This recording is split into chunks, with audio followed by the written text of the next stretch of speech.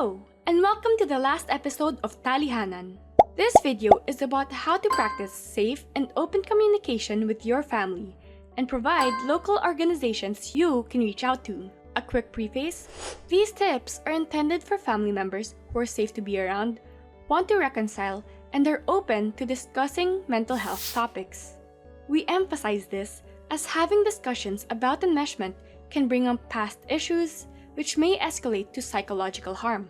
The tips also aren't substitutes for therapy, diagnosis, or treatment and should only be used as supplementary psychoeducation.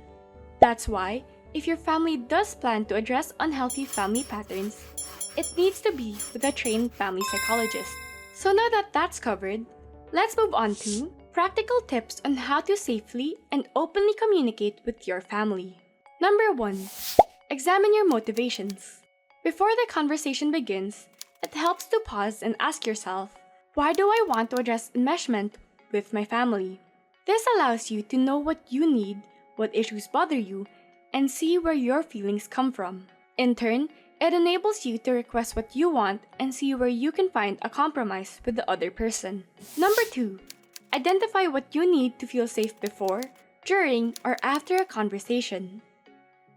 This could mean needing time to process on your own or talk to a therapist who can help guide you through it. It can also include talking to friends to help give you courage or having a relative or a mentor who can help you stay grounded during the conversation.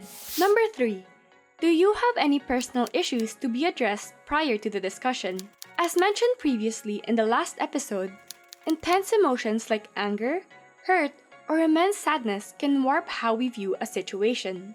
We may project, criticize, over-exaggerate, or blame ourselves and others, all of which serves as a defense mechanism rather than an intentional response. So, before any conversation, it's best to process these emotions first, analyze the thoughts they come from, and see how you can respond to them in a healthy way so that it won't be used to hurt or invalidate another person. Number 4. Practice clean conflict. This means to stay focused on the issue, not the person. So avoid shaming, blaming, or attacking someone's character.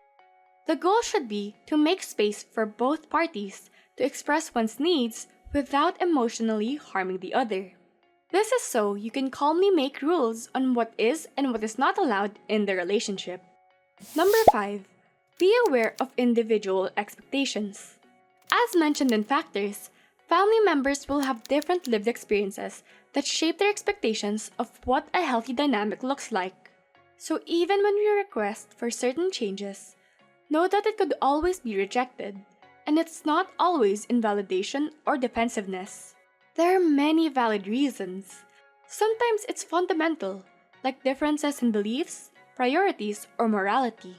In cases where compromises can't be made, these are the times when you and your family need to communicate your own personal boundaries on how to respond to the other. So remember, refrain from judgment, and instead, be curious about where the other person comes from.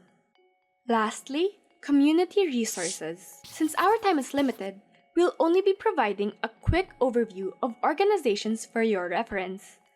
You may also view them at the Community Resources under the Learn tab in our website. However, if you'd like to see more, we recommend viewing mentalhealthph.org, as they have a wider selection of resources that might be more accessible to you.